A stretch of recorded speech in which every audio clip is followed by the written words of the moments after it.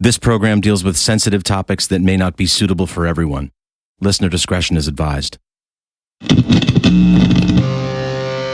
My name is Michael J. From a very early age, music became the center of my world.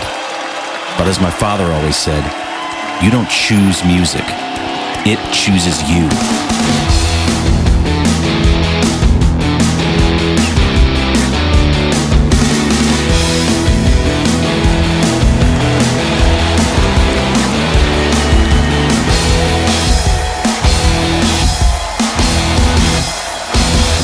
This is Rock and Roll War Stories.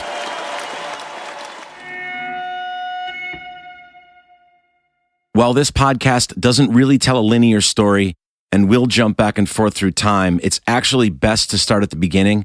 So I encourage you to go back and do that and start listening at episode 1. Episode 4, The Conjuring of Michael McDonald.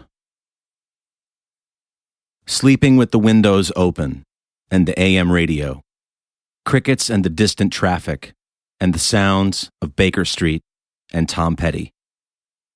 Michael J., Sunset Drive. I grew up in a little yellow house with green shutters on a street called Suncrest Drive. It was a modest home located towards the front of a neighborhood with no outlet. It was a small circular drive with a cluster of homes split by a road that ran right through the middle, and it was a great place to be a kid. In the first few years of my life, I was giving my parents a hard time at night and wasn't sleeping very well. Since I loved music so much, I apparently begged them to get me a small bedside radio to listen to at night to help me fall asleep. They relented, and surprise, it worked like a charm. All of my uncles on my mom's side were in college at the time, and since I looked up to them, I wanted to listen to the same music that they were listening to. They were into The Who, the Rolling Stones, Led Zeppelin, the Beatles, and all the other rock bands of the day. The radio stations that I would listen to falling asleep every night played everything from classic rock, which back then was just rock, to all the soft sounds of the 70s music. Basically yacht rock. Even before I was 5 years old, I knew which radio stations played which kind of music. I would instruct my parents each night to dial in my little bedside radio to fit whatever mood I was in, and I would drift off to my 70s AM radio lullabies. I'm fairly convinced that all that music seeped into my consciousness by osmosis night after night. As a toddler, I was on a steady diet of the Beatles, The Who, Led Zeppelin, the Rolling Stones, Billy Joel, Steve Miller Band, Tom Petty and the Heartbreakers, Fleetwood Mac, Bob Dylan, Bruce Springsteen, Jerry Rafferty, Al Stewart, Player, 10cc, the Doobie Brothers, the Eagles, the Alan Parsons Project, and James Taylor, among many, many others. I could go on naming artists and bands for another hour or more. To this day, any of those sounds of the 70s songs and playlists induced the most visceral type of synesthesia in me that I can't quite explain or even properly describe. It's almost overpowering. I'm taken right back to summer nights falling asleep in my little room in that house on Suncrest Drive with all the windows open during the summertime. I can almost smell the air as I'm writing this. The sounds of crickets and distant traffic from nearby roads creating a sonic bed underneath the music that lulled me to sleep for years on end. To this day, I prefer to fall asleep to some kind of sound or ambient noise. My dad was always into jazz and classical music, so between that and all the other types of things I had going into my head, it's no wonder that my musical tastes are still all over the map to this day. There is no genre or type of music off the table for me. I like something in all categories across the board, and I still go out of my way to find new artists and bands to listen to and to become a fan of. Still searching. Music is real magic. It's the one thing that transcends race, creed, religion, skin color, and every other construct we've created that divides us and separates us as human beings. It is the great equalizer. It's the frequency and vibration that brings all humans together and erases all our differences.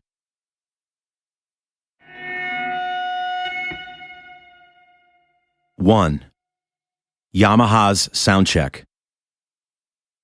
In 1990, Jason, drummer for Exploding Boy, saw an ad in a music magazine advertising something called Yamaha's Soundcheck. It was a national search for unsigned bands. All that was required was a 2-song cassette submission of original music.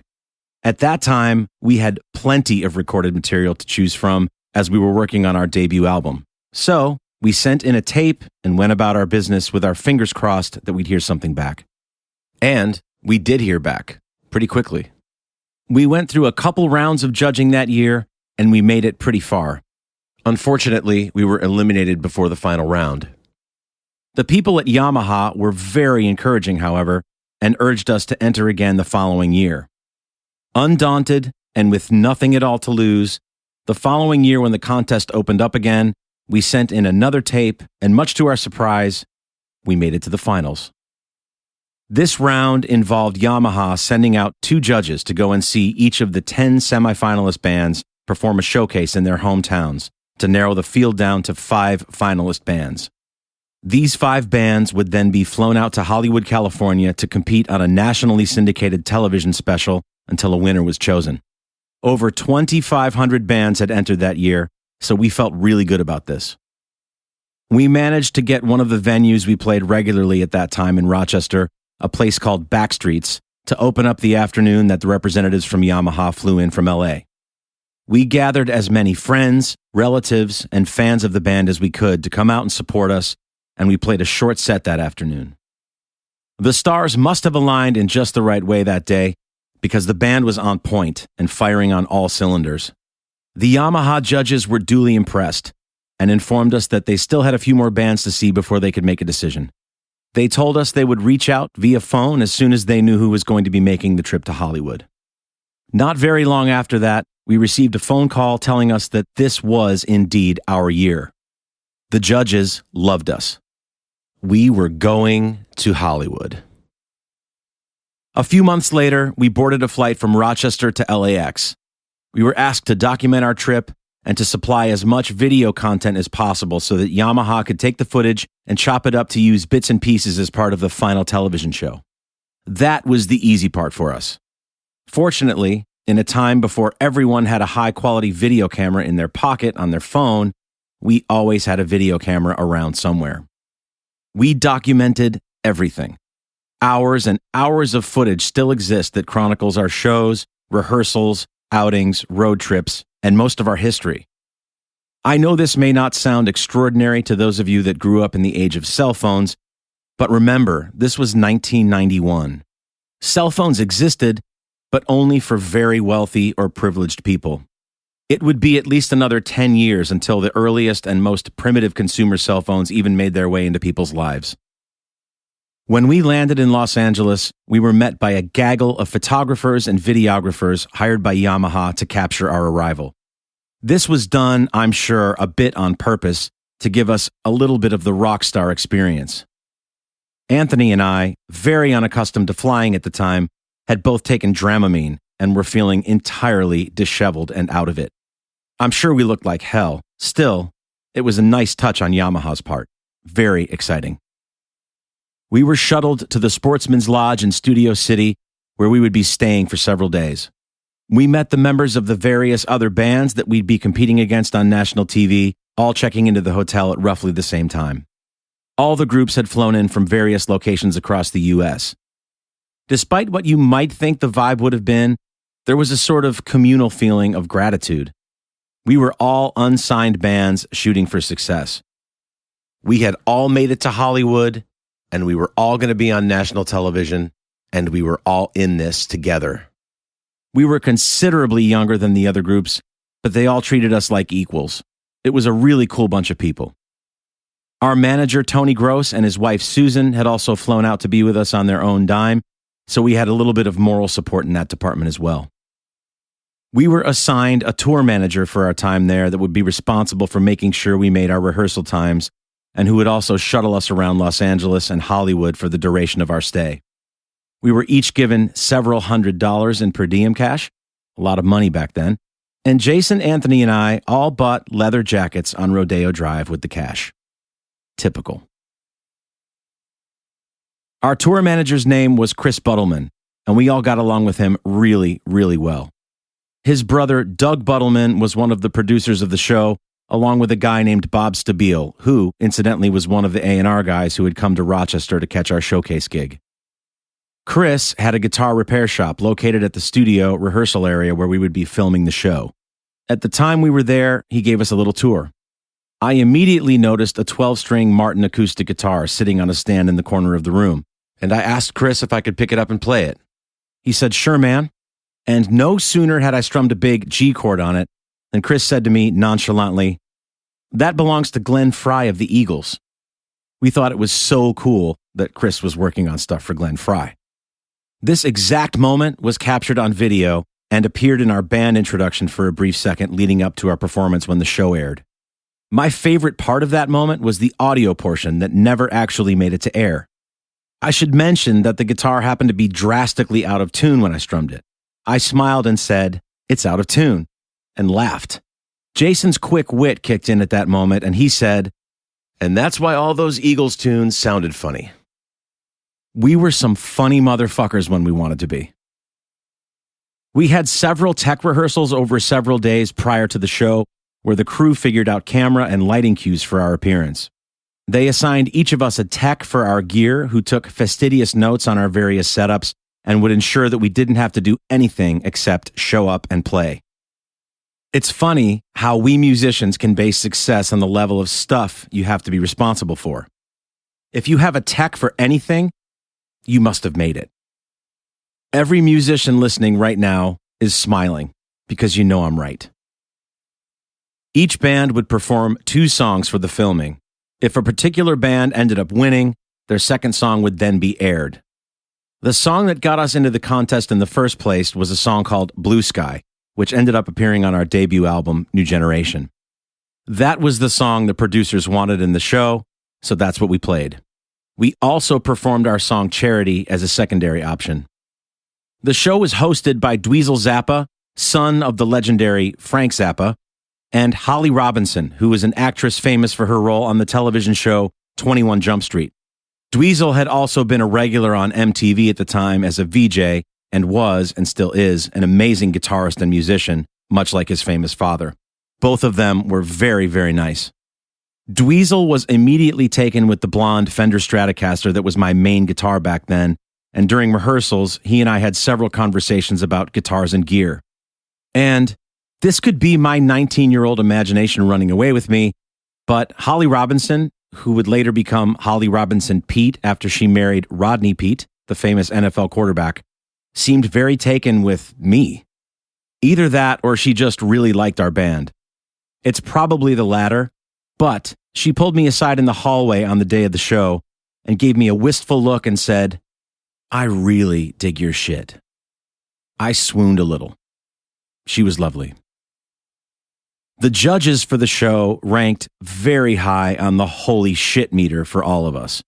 Robin Zander, vocalist from Cheap Trick, John Entwistle, bassist for The Who, Randy Jackson of American Idol fame, who we only knew at the time as Randy Jackson, bassist for Journey, and lastly, legendary producer Chris Lord-Alge would be watching and scrutinizing our performance. I'm not even sure how we did it. I flashed right back to listening to Cheap Trick and The Who records in my bedroom as a kid. Cheap Trick was really big for me, but The Who was even bigger. They were my very first favorite band. Knowing John Entwistle himself was going to be judging me was something I almost had to block out in order to even function. By the way, I also had to sing in front of Robin Zander. Robin fucking Zander. Forget it. Anthony had it doubly bad. I realize Randy Jackson is known to most people as an American Idol judge, but the truth is, he's a fucking amazing bassist and musician. He was touring with Journey at the time, and we were all very familiar with his prowess on the bass. Anthony had to play in front of Randy and John Entwistle. Crazy. Several hundred paid actors and extras would make up the studio audience for the day. Yep, that's how they did it. Otherwise, it would have been an empty room. All the bands were nobodies. The whole music business is smoke and mirrors. Always has been. We were slated to be the first band on for the show, which was probably best for us. I'm not sure that between the judging panel and having to follow other bands that we would have been able to stay out of our own heads enough to do it. At least I know I wouldn't have been able to. Our eventual performance, while tinged with palpable nerves, went pretty well, all things considered. This performance is on YouTube if anyone cares to look it up. Just search Exploding Boy, Yamaha's Soundcheck, and you'll find it. You can actually hear the fear in my voice as I sing the first lines of Blue Sky. We all settled in a bit as the song went on, but that's about as nervous as I've ever been for anything I've done. We did not end up winning in the end, but the experience was something none of us would ever forget.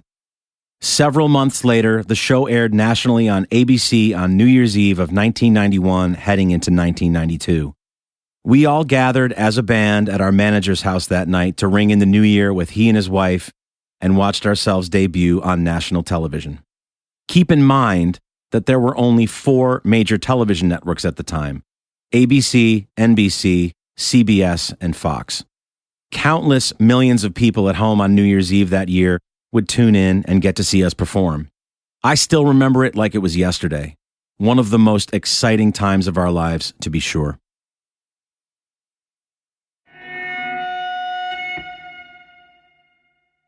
Two, Star Search. Sometime in 1992, Exploding Boy was invited to audition for a show called Star Search, a precursor to shows like The X Factor, American Idol, The Voice, and America's Got Talent. It ran from 1983 to 1995 and was hosted by Ed McMahon, sidekick to legendary late-night talk show host Johnny Carson. Just a few names that got their start on Star Search were Beyoncé, Drew Carey, Justin Timberlake, Britney Spears, Christina Aguilera, Usher, Alanis Morissette, LeAnn Rimes, Kevin James, and Dave Chappelle, and also country band Sawyer Brown, to name just a few. We made the drive from Rochester to New York City, which back then would take us anywhere from 6.5 to 7 hours, depending on traffic and stops. It was a drive we were all too familiar with, having done it countless times to perform showcase gigs for major record labels over the previous few years. My parents were kind enough to allow us to drive one of their minivans, which they used as business vehicles to deliver wedding cakes for the bakery that they owned. Thanks, Mom and Dad. Our manager, Tony Gross, accompanied us on the drive along with another Star Search hopeful, a black R&B singer who incidentally would end up getting on Star Search, also from Rochester, a guy named Keith McFadden. Jason, Anthony, and I all met Keith for the very first time early that morning when we picked him up. We liked him right away. He was easygoing and had an amazing sense of humor, which was something that would always win us over very quickly. We rarely took anything or ourselves very seriously for very long, so Keith fit right in. 6 to 7 hours in a vehicle back then, with only CDs or the radio to listen to or magazines to read, would often degenerate quickly into slap-happy fits of laughter or deep conversations on every topic under the sun. On this particular day, it involved all of us doing our finest impressions of Michael McDonald from the Doobie Brothers for the better part of 6 hours. No joke. At one point on the trip, Keith, myself, Jay, and Anthony were singing the song What a Fool Believes in a hilarious 4-part harmony, all in character as Michael McDonald.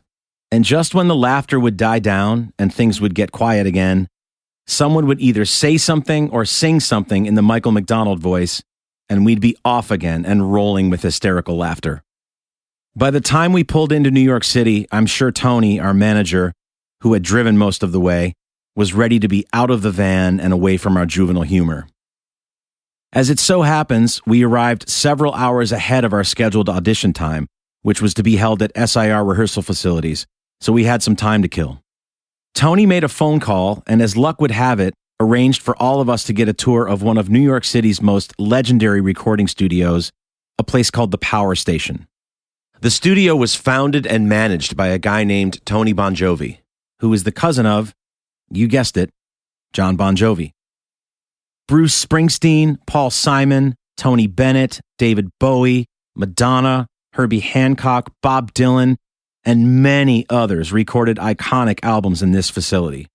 We were very excited for our personal tour. Tony Bon Jovi himself greeted us as we arrived and was clearly happy to be giving us a tour of his studio. We chatted a bit in the lobby and he got right to it. "Come with me this way, guys. I'll show you Studio A." We walked down a hallway and through a doorway into an amazing-looking control room. There was a guy standing at the mixing console with his back to us when we entered the room. Tony said, "Oh, hey, man, sorry to barge in. I'm just giving a quick tour to some people here." And then he turned to us and said these words, which almost seemed like they came out in slow motion. "Guys, this is Michael McDonald." The man at the console turned around to greet us, and to our complete and utter astonishment, it was none other than the man himself.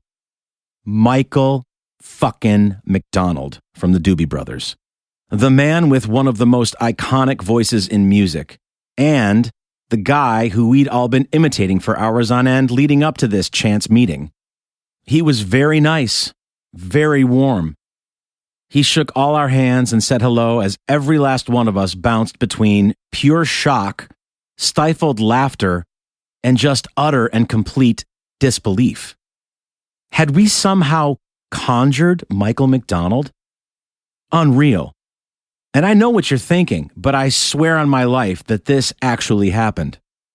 And that wasn't the end of the funny and surreal events for the day. If the Michael McDonald incident wasn't as huge a thing as it was, this next thing wouldn't be as much of an afterthought as it's going to seem like. Several hours later, when we arrived at SIR ready to audition for Star Search, we were asked to wait in the lobby area outside the room we'd be auditioning in. There were multiple rehearsal rooms on all sides that were clearly being used by various bands, as was evidenced by the muffled cacophony of about 10 different bands, all playing different kinds of music behind each door. Anthony and I were sitting quietly together on a bench facing the restrooms when a door off to our left opened up, and out walked Fred Snyder and Kate Pearson of the band the B-52s. We recognized them immediately from having seen their videos on constant rotation on MTV at the time. Something very strange happens to your brain when you see someone famous out of context like that. And it's happened enough times in my life for me to recognize it. It's like you can't wrap your head around the three-dimensionality of that person. You kind of wonder, is that really them? And it never gets any less weird. Kate and Fred's movements seemed almost choreographed. They were both dressed in full stage regalia. Fred looked at us, Kate looked at us, and they both continued walking. He went into the men's room in front of us, she went into the ladies' room in front of us. Anthony and I took a single beat to register this, and then we just looked at each other and burst out laughing. What a day. Our audition went really well, but sadly, we were not asked to be on Star Search. Keith passed his audition and would go on to appear on the show and would do quite well. That was cool enough for us. Keith was one of us by now, having shared one of the most surreal experiences of our lives. And the way we looked at it, a victory for one was a victory for all.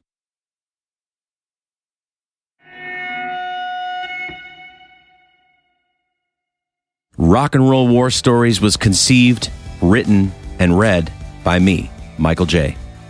Follow me on Instagram and TikTok at Mr. Michael J, MisterMichaelJ. Join me next time for another installment, and thank you for listening.